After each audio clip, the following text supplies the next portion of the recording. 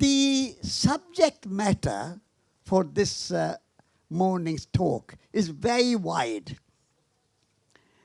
Radical love, Jainism, and pilgrimage for peace. I need 3 hours. The first I would like to talk a little bit about radical love. And the idea of radical love comes from Jainism. Because in our world, either you are a very loving, kind, and a beautiful sort of loving person, but you think all this radical activism and going and demonstrating and protesting, that's not very useful. So you stay away or shy away from it. Or you are a very radical activist. You protest, you are Extinction Rebellion, you are Stop the Oil, you are demonstrating against anything you want. But there's no loving heart.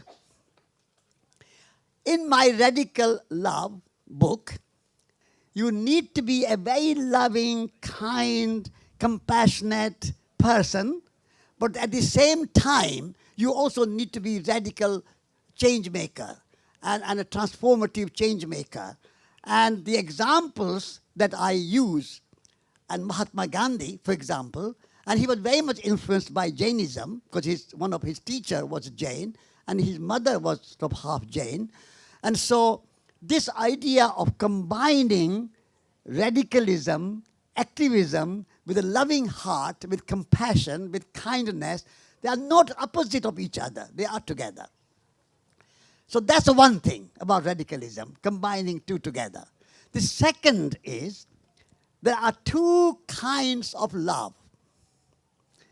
Moderate love and radical love. Now, moderate love is when you love somebody you like.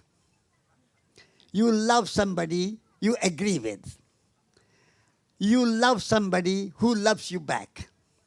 You expect to be loved back. That's good love. Moderate love, I call it. And we all try to practice as much as we can. Even that moderate love is not easy. Even love between husband and wife, girlfriend and boyfriend, love between children and parents, love between teachers and students, love between doctors and patients. They are not always there. We are very kind of practical relationship, but it's a lack of love. But at least many people do understand that moderate love. But radical love is to love somebody you don't like. Love somebody you don't agree with. Love somebody who doesn't love you back. And still you can love without any expectations. That's a radical love. And in our modern world, we need to practice radical love.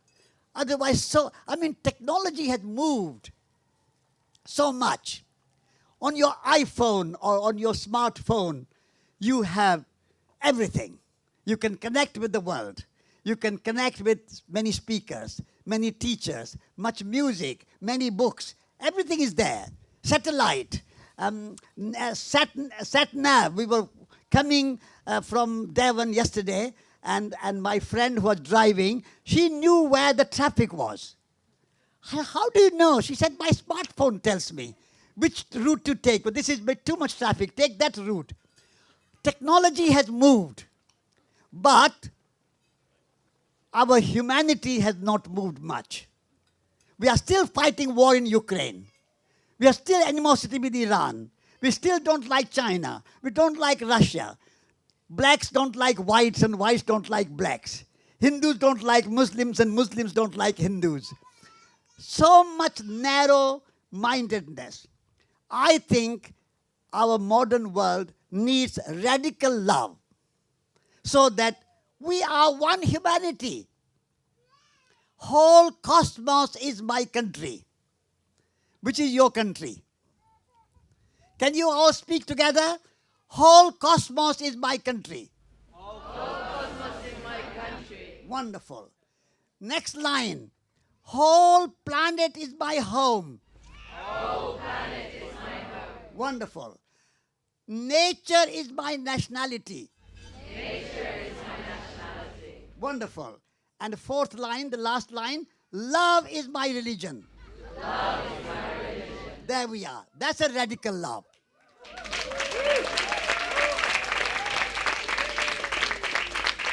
Then you can have your country, my country, India, your country, England, your country, China, your country, Russia, doesn't matter. But you rise above those narrow country identity and you say, whole cosmos is my country. And my home is in Devon, your home is maybe in kind of Worcestershire or Wiltshire or Sussex or Essex or Scotland or Wales, doesn't matter. But whole planet, ecos means home.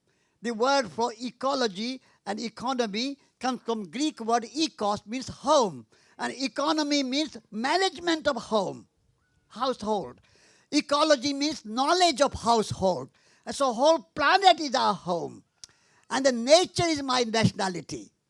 You know the word nation, nature come from the same root. Do you know that? Nation and nature come from the same root. And the root is natal, which means birth. So when a mother is pregnant, she gives birth, but before the birth, she has a prenatal check. A midwife comes for a prenatal check. Natal means birth.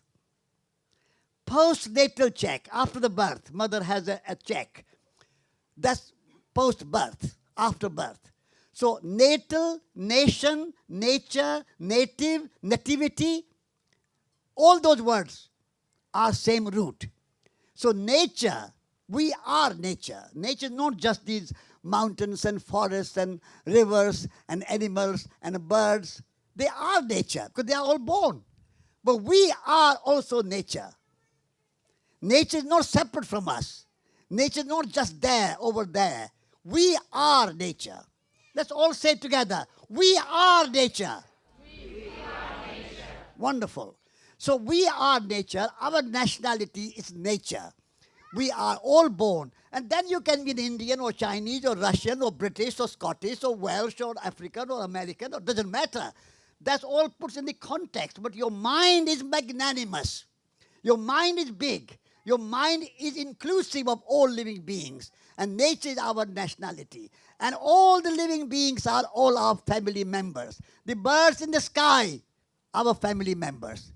The creatures, the butterflies and the birds and the snakes and the earthworms, all, even the slugs, are our family members.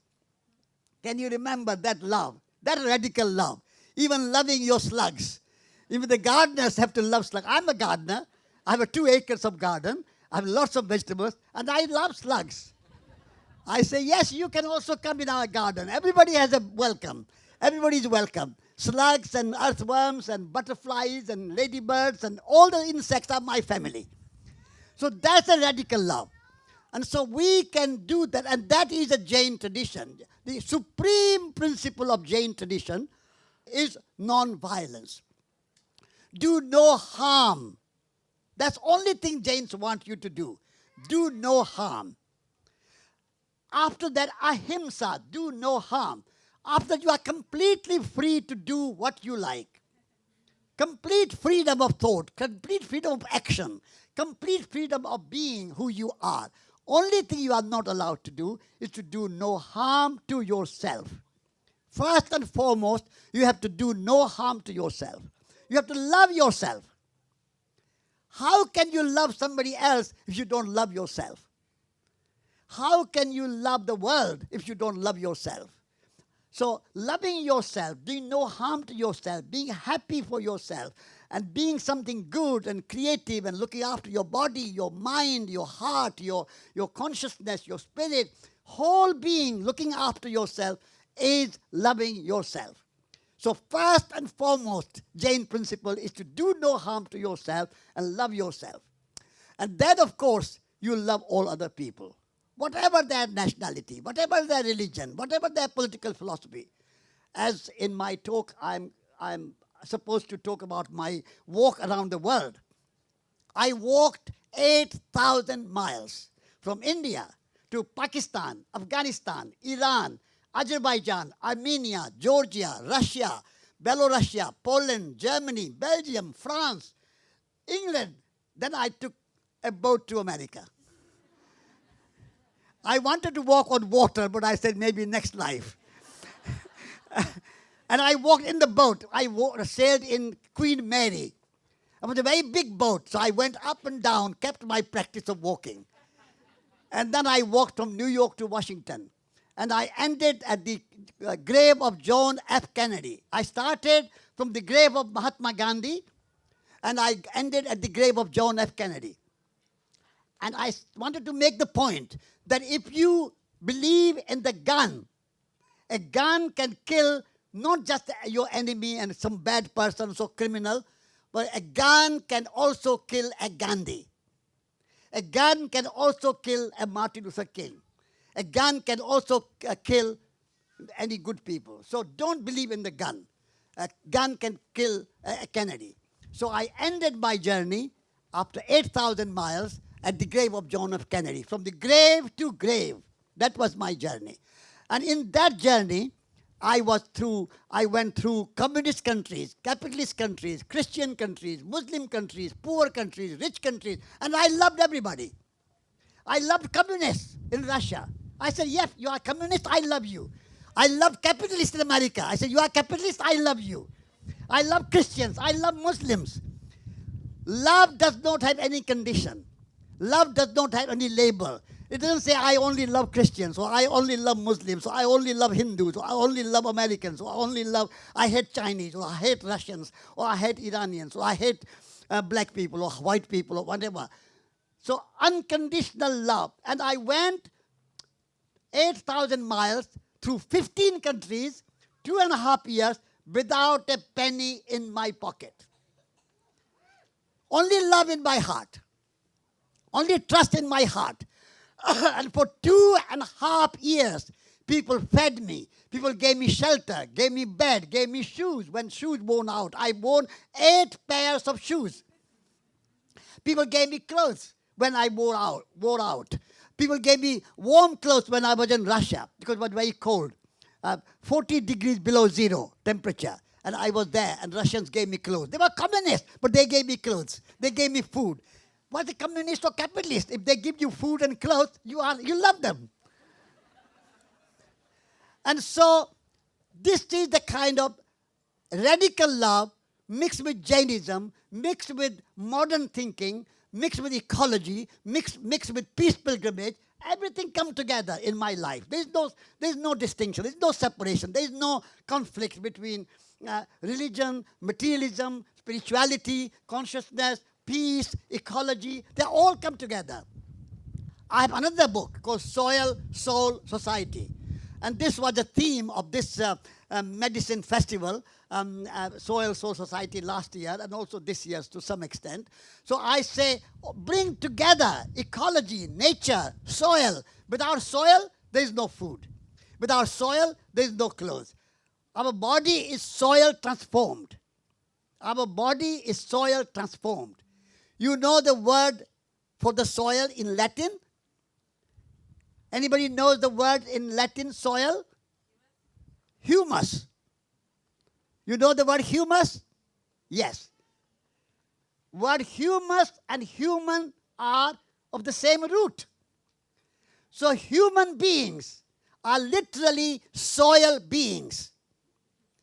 So just think of yourself. I'm a human being, and therefore I am a soil being. My body is soil transformed. All the food you eat, your oranges and bananas and raspberries and strawberries and cauliflower and cabbages and tomatoes and sweet corn and all the food you eat are all soil transformed.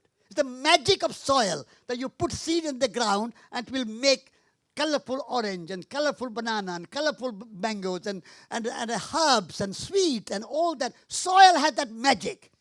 So we are soil beings. And all our clothes are soil transformed. Our cotton, our wool, our wood, all soil transformed. So if we can have a soil and a soul, our heart, our compassion, our kindness, our love, our humanity, that's our soul, our consciousness. If we have a soul nourished, our body nourished with food, and soul nourished with love and compassion, and the society, that's a unity of humanity, one cosmos, one planet Earth, one nature, and one love. We are all one, manifesting in millions and millions of forms. There are 8 billion people on this planet Earth. We are all different, and yet we are all humans. Unity and diversity dance together. Isn't that the magical of natural world? Unity and diversity dance together. We are all here, we are all humans, but everybody is different. We all have eyes, but not two eyes are same. We all have voice, but each person's voice is distinct and unique. We all have faces, but everybody's face is different. Even if you are speaking to me on the phone from 500 miles away, I'll recognize your voice. Yes, this is John, or this is Sally, or this is Charlotte. Yes, I know you. On the phone, I don't see the face. Distinct voice. So this unity of humanity and diversity within that, this is wonderful. Evolution favors diversity. Our modern world favors uniformity. Same jeans, blue jeans everywhere. I never wear blue jeans. Same Coca-Cola everywhere. I never drink Coca-Cola. I want distinct drink of that local area. Apple juice from Somerset. Apple juice from Devon. Apple juice from wherever you are. Your local and distinct and delicious food, if you eat, that's good. Not this McDonald's everywhere. This uniformity of American architecture or American food or American everywhere and American this and that. We want distinct local culture. You will be hearing Helena Norberg Hodge soon after my talk, and she will be talking about local futures. So that's the kind of society that we want. One humanity, and yet we celebrate diversity. We celebrate diversity of languages, diversity of cultures, diversity of music, diversity of poetry, diversity of everything. So celebrate diversity and don't turn diversity into divisions. At the moment, either we favor uniformity or we go for division. America, Russia divided. China, India divided. Pakistan, Hindustan, India divided. Hindus, Muslims divided. In the name of this, that, or the other, we divide. So division is not diversity. Diversity is to be celebrated. Each and every person has their own unique character, language, appearance, and we should celebrate that. And yet we love each other. Diversity to be celebrated. And then unity should be celebrated. See through unity and diversity together. So that is my overall view of, I can go on talking long, but I would like to have some questions from you so that we can have a little dialogue rather than just I speaking as a monologue. But I would like to end by saying that radical love, Jain tradition, and Jain tradition, only a Jain is a name, a label. You can call it Christian or Hindu or Buddhist or Islam or any religion. They all teach the same thing. They all teach love. My great friend E.F. Schumacher, if you have not read his book, Small is Beautiful, you read it. In it, there is a chapter called Buddhist Economics. And somebody asked Schumacher, why did you call it Buddhist economics? What Buddhism? Why Buddhism? He said, if I call it Christian economics, you won't read it. It's a bit more kind of esoteric and a bit more kind of fashionable. So you can call it Buddhist, it's a label. You can call it Christian, it's a label. You can call it Jain, it's a label. So I go beyond labels. You can call me Satish, but it's only a name. You can call me an Indian, it's only a name. You can call me a Jain, it's only a label. I go beyond labels, and therefore I bring love, compassion, kindness, generosity, ecology, social justice, organic farming, organic food, living together in a community. All those things are the underlying ethos of whatever you call the label, Jain, Hindu, Buddhist, Christian, Indian, Pakistani, American, European, English, Welsh, Scottish, whatever you are. Go beyond your labels and go to the unity of life and celebrate diversity. If you can do that, then being at the medicine festival will be an enlightening moment for you, inspiring moment for you.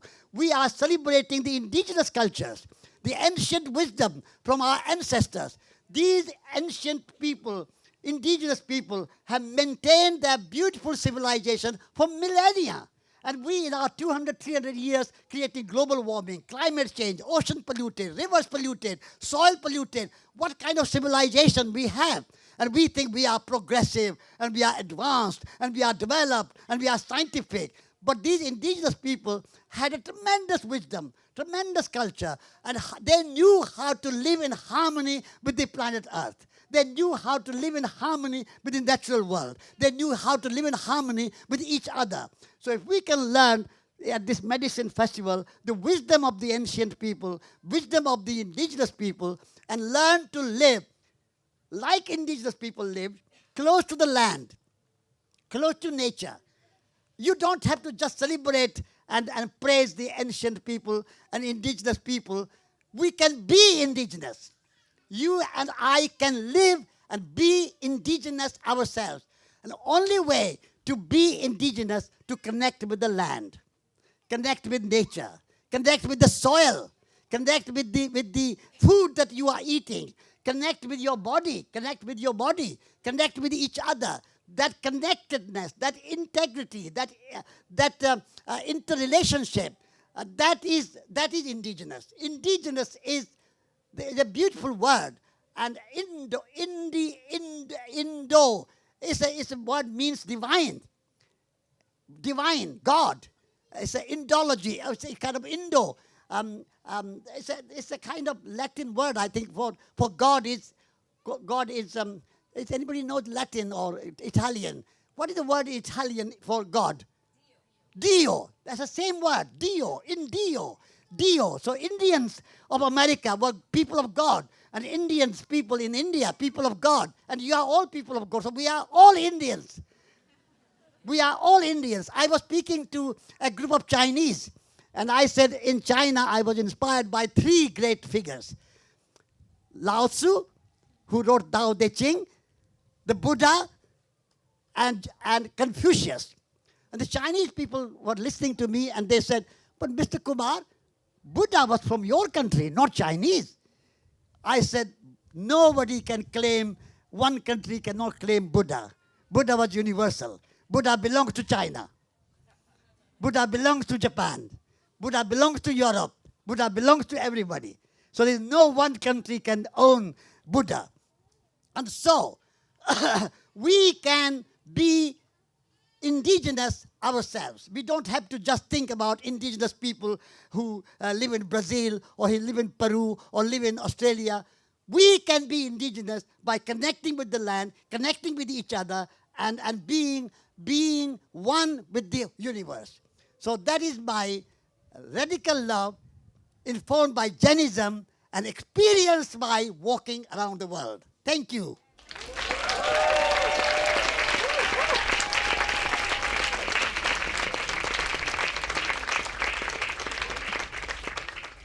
Satish, Yes. thank you for that beautiful talk, and I've just crawled out of my tent and you've woken me up and brought me to life. Thank you. And one of the things I love about the way that you speak is the way that the way that you sing your voice. Yes. And the way that you go into language and tear language open. And it's made me think newly about language. And I'm interested to know your opinions about the word enchantment and all of these processes of change and the great turning and the role of enchantment and the role of language and the role of poetry. Yes, yes. Very lovely question. Enchantment and re-enchantment. We need to be enchanted and re-enchanted every day. And in order to be re-enchanted, we have to chant. Chant. Chanting. Hare Krishna, Hare Rama, Rama Rama, Hare Hare, Krishna Krishna, Hare Hare. That's a chant. And that chanting of mantras enlivens you, liberates you from your mental worries and mental obsessions. and you are completely liberated in your mind, and you are in tune with the universe. Universe is chanting, the birds are chanting, and the rivers are chanting, the oceans are chanting, the air is chanting. And if we can chant and we can sing and we can dance, then we are re-enchanted. And so at the moment our lives become too busy. And we say we don't have time for meditation. We don't have time for gardening. We don't have time for chanting. We are too busy with our smartphones and computers and jobs and this and that. I would say if you are working 5 days a week, start thinking about reducing your work days from 5 to 4 days a week. And give 1 day for your re-enchantment. And sing and dance and chant. And that will be your enchantment, re-enchantment. So I would say that poetry is a chanting. This morning I was reading Gerald Manley Hopkins because it was wet and the raining. And I said, don't worry about rain. Gerald Manley Hopkins said, long live the wet and the wilderness yet. So without the wet, we will not have life. We need water. And so that's the enchantment. Poetry is enchantment. Poetry is to chant and to read. Shakespeare, if you read Shakespeare and say, tongues in trees, books in running brooks, sermons in stones, and good in everything. That's a kind of chanting. I chant that mantra every day because we think that nature is dead, nature is nothing. We humans are so conscious and superior. But Shakespeare said that trees speak to you, tongues in trees. Trees speak to you. Listen to trees, talk to trees, chant with trees. And books in running brooks. Don't worry about Shakespeare's books of Hamlet and as you know it, and many other books. The running brooks are the books. Read the books of nature. That's what enchantment comes in. And then sermons in stones. You don't have to go to the church to listen to sermons from a priest. Just look at the stones. They teach you the sermons of eternity. They teach you the sermons of patience. They teach you the sermons of resilience. And that's a sermons in the stones. That's a Shakespeare. And good in everything. We have no judgmental mind. Not saying this good or... As you have loved flowers, roses, you love thorns with it. You don't say thorns are bad and flowers are good. Everything has a place in this world. Everything has a place, in the right proportion, in right balance, in right harmony. And that's the enchantment. So enchantment is to give yourself time. Work 4 days a week, 3 days a week, earn less money. If you have to earn less money, better to have less money and more chanting.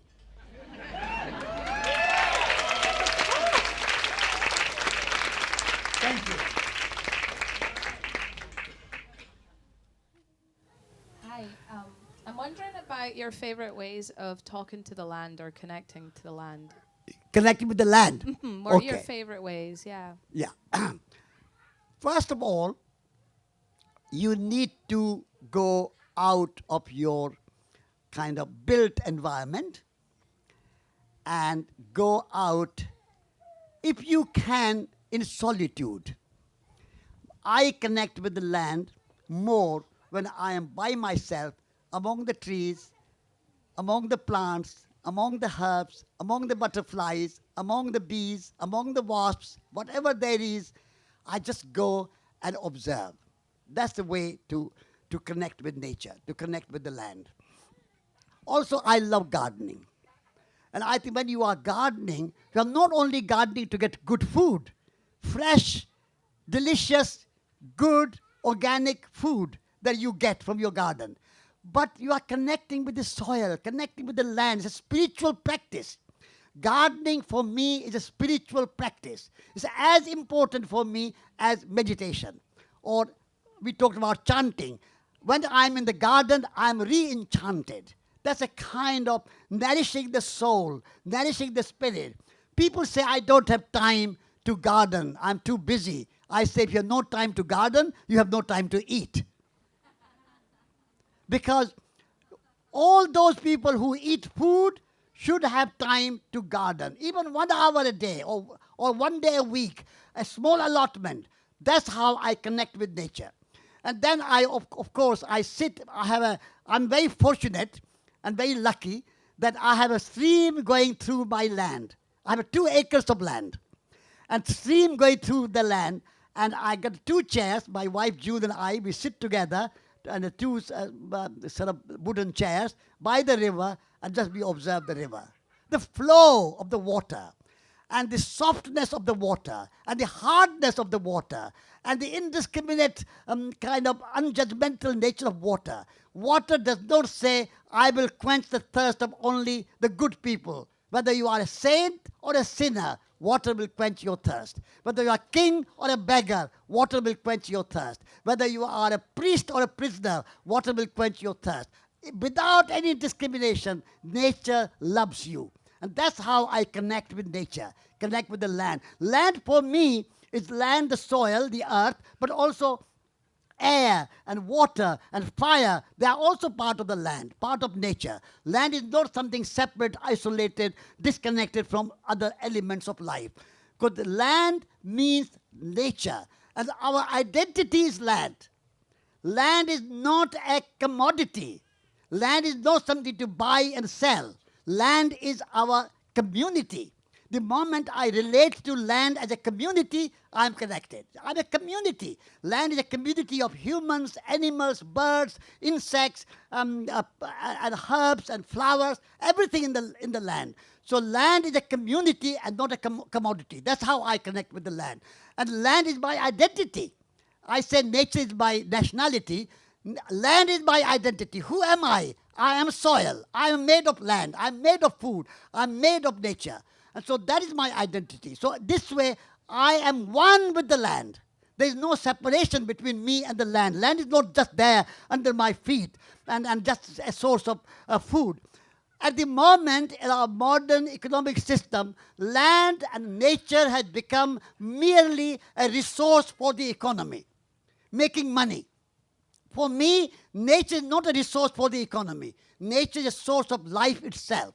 The land is source of life itself. Land is not something to buy and sell as a kind of ownership and a commodity. Land is life itself. So this is how I connect with the land. Thank you.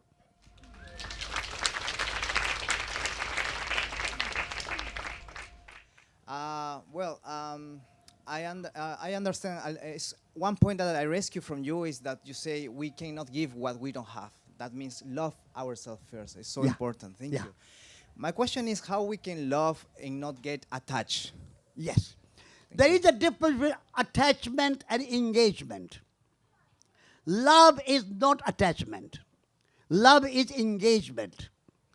You love somebody, you love nature, you love people, you love animals, but you are not possessive. You don't own them. You love your wife, but you don't own them. You don't possess them. You are not attached to your wife, not attached to your husband. You are not attached to your parents. You love them without attachment. But you are engaged, totally engaged, like I'm engaged with this chair. But I'm not attached to this chair. If I'm attached, I will go everywhere like this. This is my chair, don't touch it. This is my chair, I'm attached to it. But I'm engaged. I said, thank you, chair, for giving me rest and I can sit with you or on you. Thank you, I'm grateful to you. But when I finish, I go without thinking about it. So in the same way, you are engaged with your friends, totally engaged, one with your friends, one with your husband, wife, children, girlfriend, boyfriend, neighbors, whoever they are. You are engaged with them, 100%, but without being possessive. Without being expecting them to do something for you. You let them be who they are. The moment you start to criticize them, you are attached. Because, you didn't do that right. Because that's you are possessing them. You are judging them. Attachment brings judgment. And judgment is not love. So if you are truly practicing love without attachment and with engagement, then you don't criticize your lover. You don't criticize your wife or husband or parents or children. You don't criticize. Let them make mistakes. We in Europe, we don't like people making mistakes. I think mistakes are welcome. Everybody should be allowed to make mistakes and learn from their mistakes. So that is how you are detached but engaged.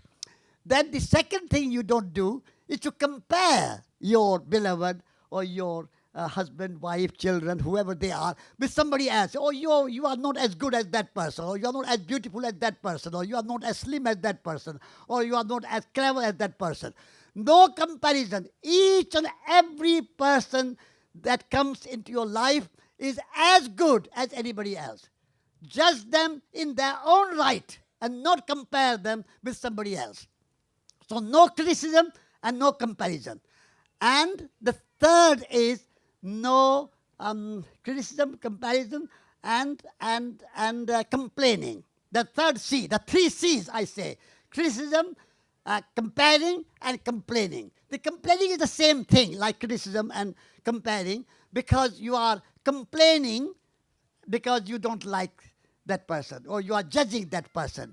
You didn't do this right, or that you didn't do that right, or you didn't do washing up correctly, or you didn't do cooking correctly, or you didn't clean the room correctly, or you didn't make the bed correctly. Whatever you complain, who are you to complain? If you want to do something, do it yourself. If I want to do washing up my way, I do washing up in my way. Why should I criticize my wife that you didn't do washing up in the way it should be done? Who is me to set the standards of washing up or cooking or making bed or writing a book or whatever it is? So in not being attached, meaning letting go of criticism and comparing and complaining. And you are engaged, you love the person as she is or as he is, and she's wonderful, and she is divine, and she's a divine goddess, and I love you as you are. No change. I don't want you to change for me. And by living together, participating in life, companionship, working together, walking together, gardening together, cooking together, making love together, bringing up children together, togetherness is love. Not attachment, not possessiveness, not complaining, not criticizing. That is how you differentiate between attachment and engagement.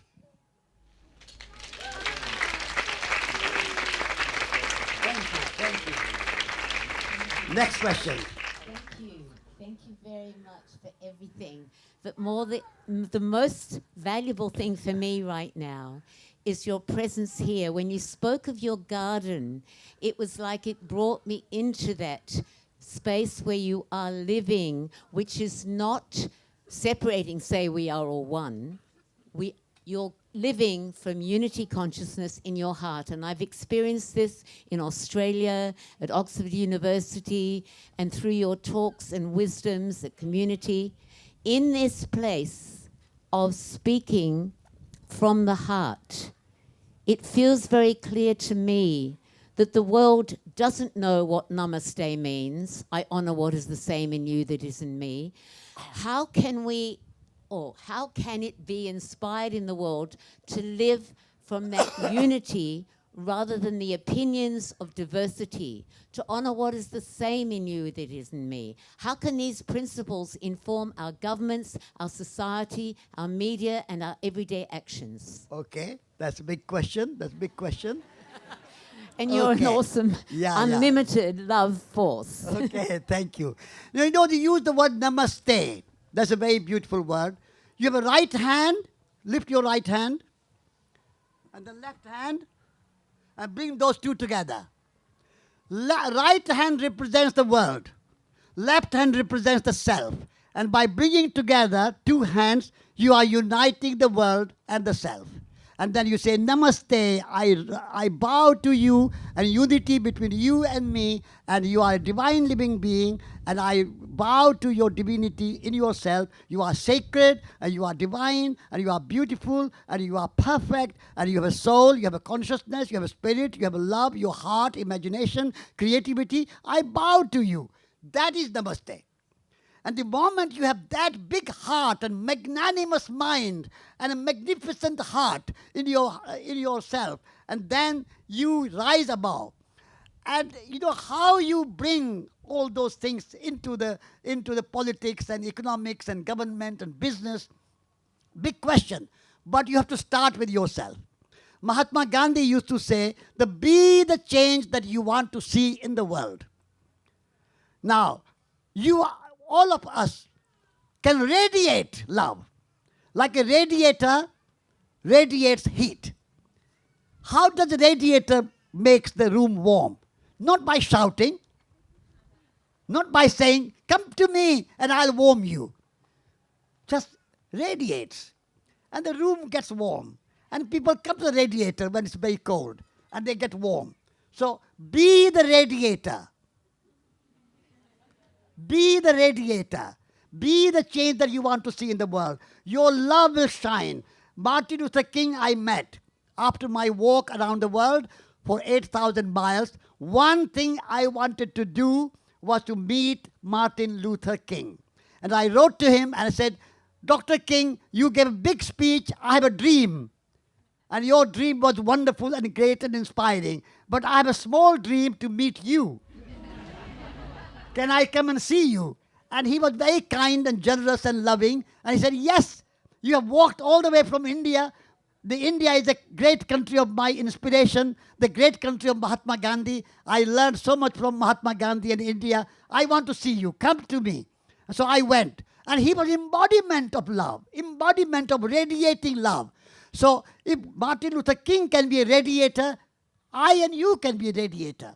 So let's all be the radiators of love, radiators of change, radiators of ecology, radiators of gardening. That's how you bring the change in the world. Change will not come from 10 Downing Street. Change will not come from the Kremlin or the White House. Change will not come from the center. Change will come from you and me.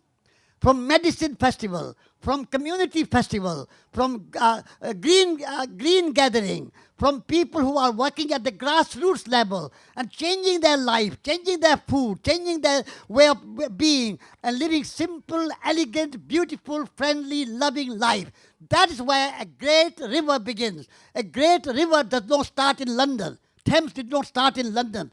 Thames started in somewhere in Cirencester, near Cirencester, in the jungle, in the forest, in a field, hardly noticeable.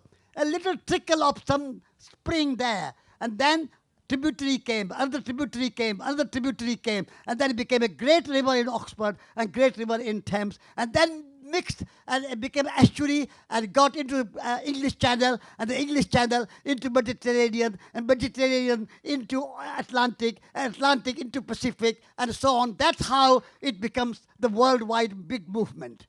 So be the radiator, be a small string of the Thames in a little somewhere in the corner and do your gardening, do your cooking, do your loving, and that will radiate and change the world. That's how the world changes. Thank you. Next question. Hi, Satish. It's so wonderful to spend this time together. My question is, in reflection of everything that you've just spoken about, how do we kind of take care of the way we educate our children?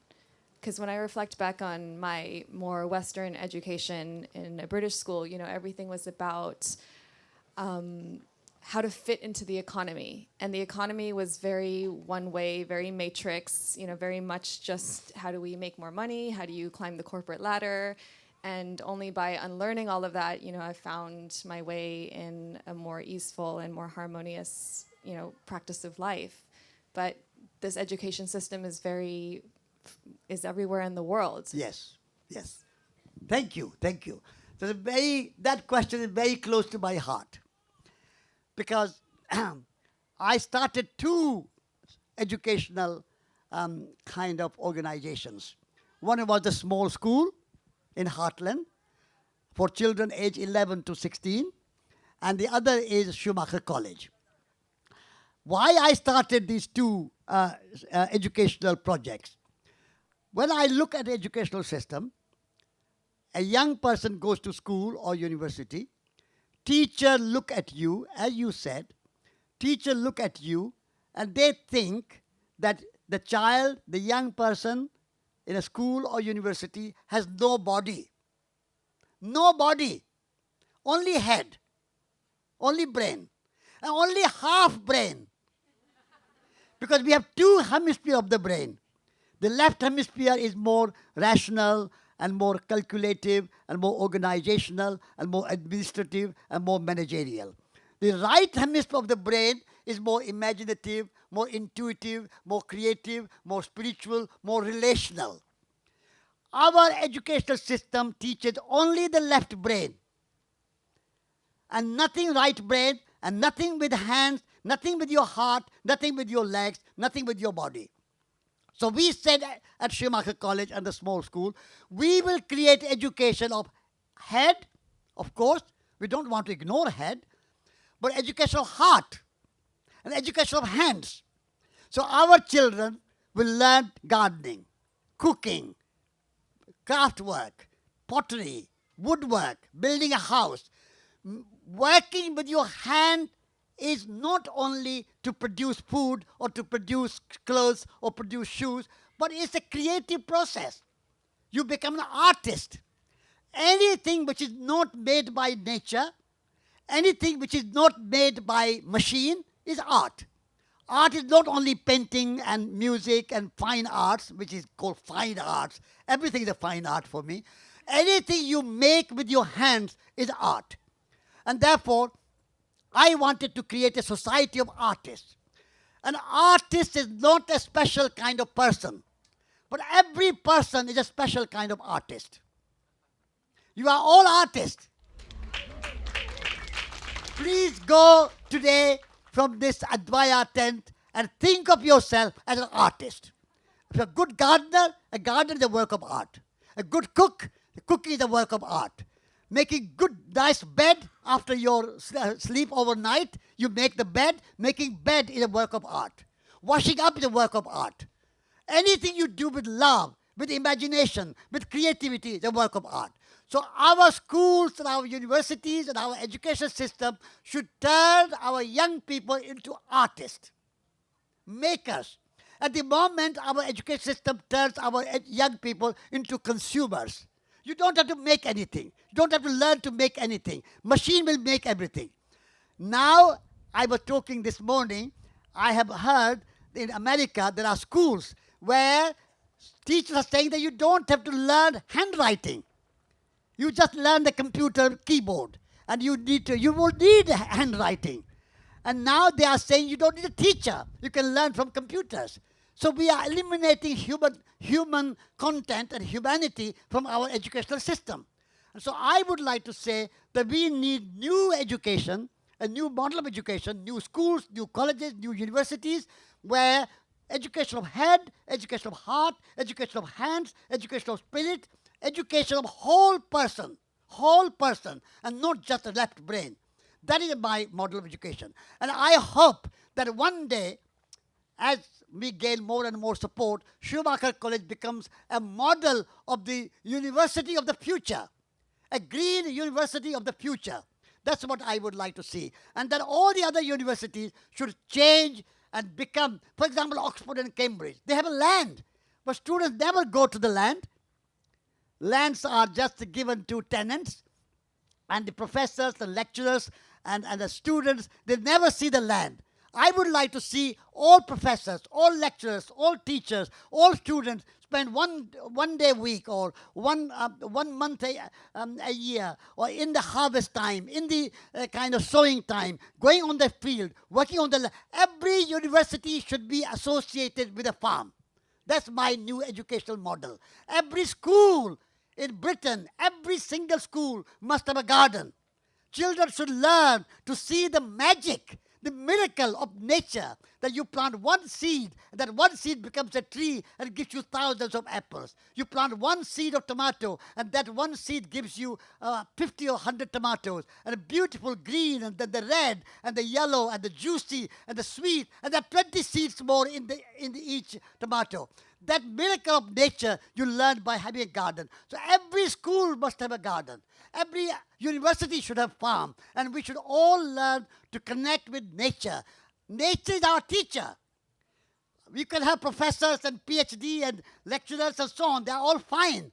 But we have to learn from nature. not just learn about nature, how to exploit nature, but we have to learn from nature. And nature is our teacher, nature is our mentor, nature is our spiritual guide. And if we can have that in our education, then that will be a great educational revolution. And we want a revolution in education.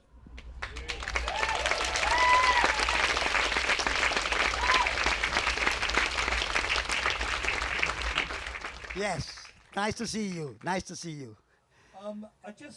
You reminded me of a song that was written in 1950. Yes. Called Nature Boy. Yes. By Eden Abes. And he gave a copy of it to Nat King Cole. Yeah. And it shot to #1 in the hit parade. Yeah. And then he said, no. I made a mistake with that song. The last line was all wrong. The last line was, the greatest thing you'll ever learn is just to love and be loved in return. And he said that last part about being loved in return, that's what you described, the wrong kind, the sort of moderate, the radical love is what he wanted in that song. It was too late. Yeah. The song was #1. Yeah. And he couldn't turn the clock back. Yeah, but I just thought I'd mention that. Thank you. That's a wonderful reminder that we just love unconditionally. No expectation. The moment you have expectation and your expectations are not fulfilled, you are disappointed. And love should never be disappointing. And therefore, love should never have expectation. What is love? To love is to drop expectations. If you have any expectation from your friends, from your family, from your wife, from your husband, from your children, from your parents, from your colleagues, from your neighbors, no expectation. The moment you have this expectation to be loved back, then you may get disappointed.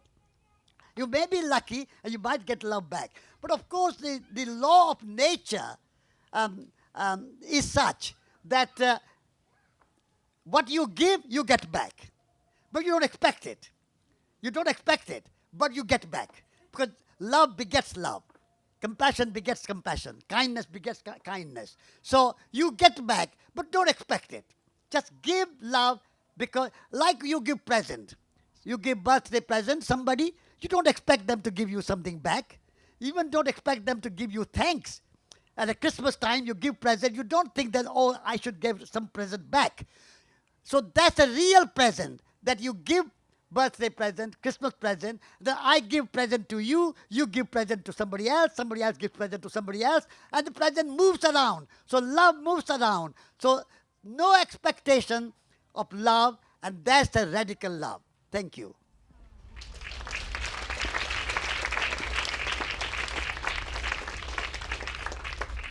My question is about how to be in right relation with technology. Okay.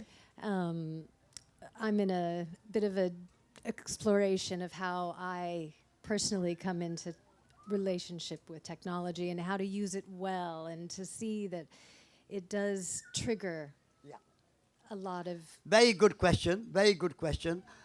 Technology, technique and technology is useful if the technology is used as a tool. As a tool. You are the master and technology is your tool, your servant, to help you, to make things easier. That is a good technology. If a technology replaces you, instead of you doing something, technology will do for you, and you are useless, you are not necessary, humans are not necessary, technology will do everything, that technology becomes the master and humans become the servant. That's a... E.F. Schumacher has written good things about appropriate technology. In Small is Beautiful, you can read it. So, appropriate technology, good technology is technology which enables you to make something easier and comfortably and nicely.